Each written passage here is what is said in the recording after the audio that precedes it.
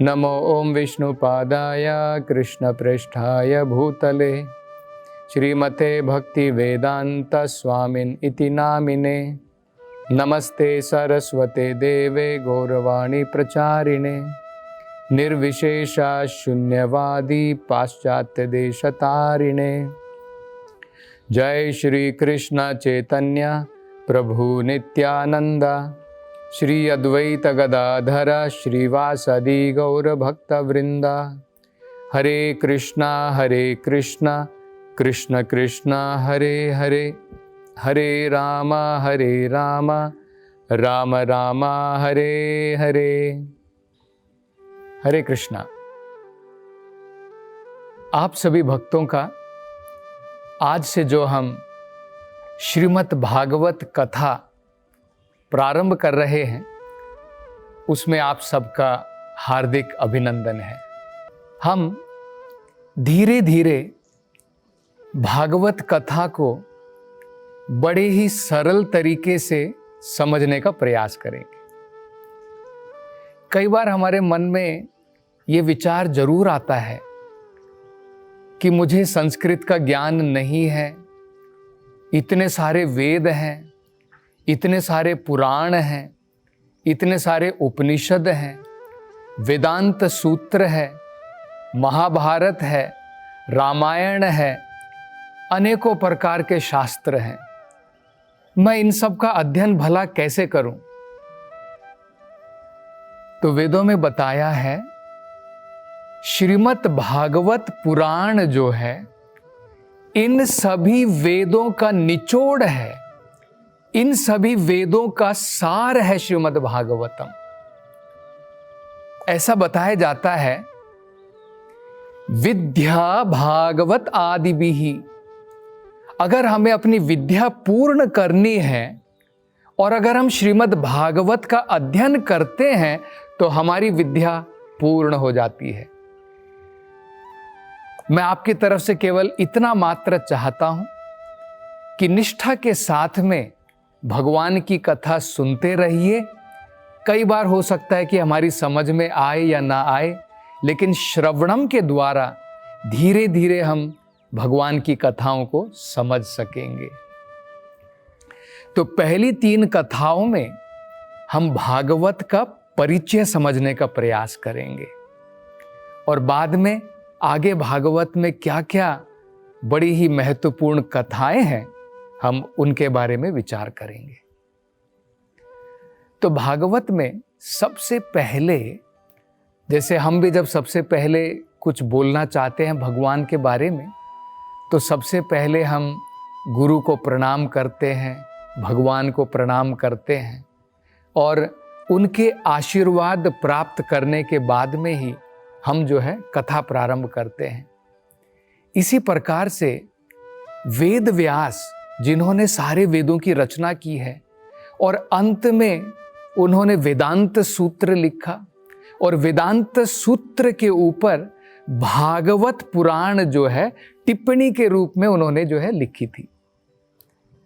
तो सबसे पहले भागवत की शुरुआत करने से पहले वेद व्यास जो है भगवान से प्रार्थना करते हैं और बड़ी ही सुंदर प्रार्थना है। ये भागवतम का पहला श्लोक है। वो कहते हैं ओम नमो भगवते वासुदेवाय जन्मादियस्य यतः अन्वयात् इतरतश्चार्थेष्व अभिघ्नस्वराट् तेने ब्रह्म हृदयादि कवये मुह्यन्ति यत सूरयः तेजो वारी मृदाम यथा विनिमयो यत्र त्रिसर्ग आमृषा धाम्ना स्वेन निरस्तकुहुकम सत्यम परम धीमहि। ये भागवत का प्रथम श्लोक आता है। सबसे पहले वो क्या कहते हैं? ओम नमो भगवते वासुदेवाय। वो कहते हैं कि मैं सबसे पहले भगवान वासुदेव को प्रणाम करता हूं। वासुदेव के 2 मतलब होते हैं। एक भगवान जो सर्वव्यापी हैं उनको वासुदेव कहते हैं और वसुदेव के पुत्र देवकी और वसुदेव के पुत्र भगवान कृष्ण उनको वासुदेव कहते हैं। तो कहते हैं कि भगवान कृष्ण जो वसुदेव और देवकी के पुत्र हैं, वही परम भगवान हैं। मैं सबसे पहले उनको प्रणाम करता हूं। क्योंकि इसी श्लोक के अंत में वो क्या कहते हैं, सत्यम परम धीमहि, मैं उनके ऊपर ध्यान लगाता हूं जो सत्यम परम, जो परम सत्य है। इस भौतिक संसार में हम जो सत्य की प्राप्ति करते हैं वो परम नहीं होता है, उसके ऊपर कुछ ना कुछ होता है। लेकिन परम सत्य जो होता है उसके ऊपर और कुछ नहीं है, वही सबसे परम है। तो वो कहते हैं कि भगवान कृष्ण ही परम सत्य है। और इस श्लोक के अंदर में ये बड़ा सुंदर अर्थ समझाते हैं। वो कहते हैं कि हमें किसी को भी परम सत्य नहीं मान लेना चाहिए, क्योंकि आजकल हम देखते हैं, खासकर भारतवर्ष के अंदर में गली गली में भगवान है, गली गली में कहते हैं कि मैं भगवान का अवतार हूं। तो वेद व्यास जी जो है हमें भगवान के लक्षण बताते हैं, उस परम सत्य के लक्षण क्या होने चाहिए उससे हमें अवगत कराते हैं पहले श्लोक में। तो क्या कहते हैं, जन्मादि अस्य यतः, सबसे पहला लक्षण परम सत्य का क्या है, जन्म आदि यस्य, मतलब जिनके द्वारा सब चीजों का जन्म होता है, उनका पोषण होता है और अंत में संहार होता है। यह हमें पता है। सबसे पहले भौतिक संसार की रचना होती है, इसके बाद में भौतिक संसार का पोषण होता है और इसके बाद में अंत में ये संसार, इसका प्रलय होता है और ये सब भगवान के ही शरीर में जाकर के विलीन हो जाता है। तो अगर हम किसी को परम सत्य मानना चाहते हैं तो हमें ये समझना है कि क्या वो व्यक्ति जो परम सत्य जिसे हम कह रहे हैं, क्या उसके द्वारा सब चीजों का जन्म हुआ था, क्या उसके द्वारा सब चीजों का पोषण होता है और क्या उसके ही द्वारा सब कुछ प्रलय होने के बाद उसके अंदर में ही समा जाता है, तो वो परम सत्य है। तो ये भगवान का, ये परम सत्य का पहला लक्षण है। दूसरा लक्षण क्या है, जन्मादियस्य यतः अन्वयात् इतरतश्चार्थेष्व अभिघ्न स्वराट। दूसरा लक्षण है इतरतः, मतलब डायरेक्टली, और अन्वयात इनडायरेक्टली, प्रत्यक्ष रूप से और अप्रत्यक्ष रूप से भगवान सभी चीजों का ज्ञाता है। उनको सभी चीजों का ज्ञान प्रत्यक्ष रूप से भी है, अप्रत्यक्ष रूप से भी है। क्योंकि लोग सोच सकते हैं कि भाई तुम कह रहे हो कि परम सत्य जो है, परम सत्य, तुम कैसे कह सकते हो कि वो भगवान है। हम तो सोच सकते हैं कि भाई परम सत्य कोई शक्ति भी हो सकती है, परम सत्य जो है कुछ निराकार चीज भी हो सकती है। हम ऐसा क्यों सोचते हैं कि वो कोई जीवित व्यक्ति है। तो इसलिए वेद व्यास स्पष्ट करते हैं कि भाई ऐसा मत सोचो कि परम सत्य का मतलब क्या है कि कोई शक्ति हो गई, कोई निराकार चीज हो गई। वो कहते हैं वो परम सत्य अभिज्ञ है। अभिज्ञ मतलब उसके अंदर में जानने की शक्ति है, और जानने की शक्ति किसके अंदर में होती है, जो जीवित होता है। जो निर्जीव होता है उसके अंदर में जानने की शक्ति नहीं होती है। तो वो परम सत्य न केवल ज्ञाता है, प्रत्यक्ष रूप से अप्रत्यक्ष रूप से सभी चीजों का ज्ञाता है।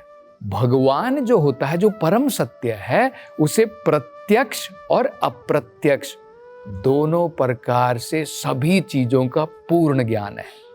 ये परम सत्य का दूसरा लक्षण होता है।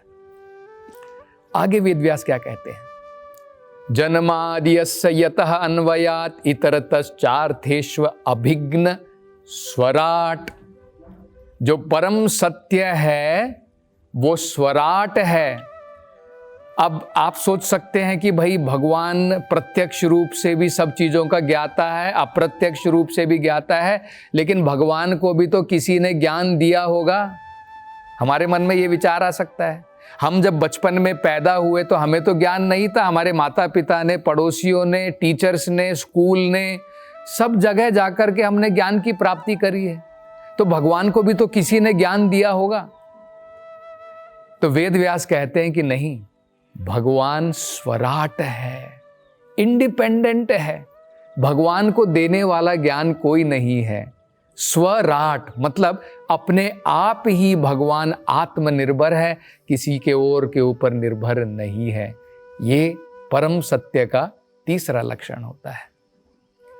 आगे वेद व्यास कहते हैं केवल इतना ही नहीं, तेने ब्रह्म हृदयादि कवये, ब्रह्मा जी को, जो ब्रह्मा जी इस भौतिक संसार की सृष्टि करते हैं, उनको ज्ञान देने वाले भी भगवान हैं। तेने ब्रह्म, ब्रह्म का मतलब होता है आध्यात्मिक ज्ञान। तेने ब्रह्म हृदये, हृदय के अंदर में प्रदान किया, ज्ञान प्रदान किया। किसको? आदि कवये। आदि कवये का मतलब है, ब्रह्मा जी का दूसरा नाम क्या है? आदि कवये। तो उनको ज्ञान प्रदान करने वाले भी स्वयं परम सत्य है, भगवान है, वसुदेव के पुत्र कृष्ण है। तेने ब्रह्म हृदय आदि कवये, ये हो गया चौथा लक्षण। आगे पांचवा लक्षण वो बताते हैं, मुह्यंती यत सूरयः, भगवान की रचना के द्वारा बड़े बड़े सुरगण, बड़े बड़े महात्मागण, बड़े बड़े ऋषिगण, वो भी भ्रमित हो जाते हैं, वो भी भ्रम में पड़ जाते हैं। भगवान भ्रम में नहीं पड़ते हैं, लेकिन बड़े बड़े महात्मा गण भी भ्रम में पड़ सकते हैं भगवान की असीम शक्तियों के द्वारा। और वो कैसे होता है उसके बारे में अगला लक्षण बताया, छठा लक्षण, तेजो वारी मृदाम यथा विनिमयो। जिस प्रकार से हमें भ्रम में कई बार क्या दिखता है, हमें लगता है कि सड़क के ऊपर जब गर्मी पड़ रही है, रेगिस्तान के ऊपर जब गर्मी पड़ रही है, हमें लगता है कि वहाँ पर वारी है, वहाँ पर पानी है। तेजो, तेजो का मतलब होता है सूर्य के प्रकाश के द्वारा हमें नजर आता है कि पानी है। तो इस प्रकार से ये भौतिक संसार जो अस्थाई है, हमें लगता है कि परमानेंट है, ये हमारे रहने का स्थान है, यहाँ पर हम मजे करेंगे, आनंद की प्राप्ति करेंगे। ये सब किसके द्वारा संभव है? भगवान के द्वारा। तेजो वारी मृदाम यथा विनिमयो। और सातवां लक्षण बताते हैं कि भगवान का जो धाम है, तेजो वारी मृदाम यथा विनिमयो, यत्र त्रिसर्ग आम्रषा धामना स्वेन सदा निरस्त कुहुकम। भगवान जो अपने धाम में वास करते हैं, जो भगवान का आध्यात्मिक धाम है, वो इन तीन गुणों से परे है, वहां पर कोई भ्रम नहीं है। और इस प्रकार के भगवान जिनके अंदर में ये 7 प्रकार के लक्षण हैं, वेद व्यास कह रहे हैं सत्यम परम धीमहि, मैं उन भगवान का ध्यान करता हूँ। आपने ये जरूर सुना होगा, धीमहि शब्द आपने जरूर सुना होगा, आजकल तो रेडियो के ऊपर बजता है। ये जो है गायत्री मंत्र है।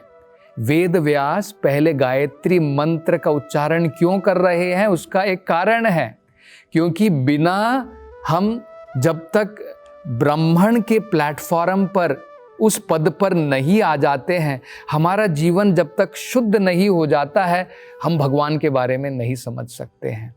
तो इसलिए वो पहले ही गायत्री मंत्र का उच्चारण कर रहे हैं, जिसके द्वारा हम जो भी श्रोतागण हैं, जो भी भागवत पढ़ना चाहते हैं, वो कम से कम उस स्तर पर आ जाएं जिस स्तर से हम भगवान को समझने का प्रयास कर सकते हैं। तो ये भागवत का पहला परिचय जो है वेद व्यास अपनी सुंदर प्रार्थना के द्वारा देते हैं। और अब अगली कथा में हम भागवत का दूसरा परिचय समझने का प्रयास करेंगे। हरे कृष्णा।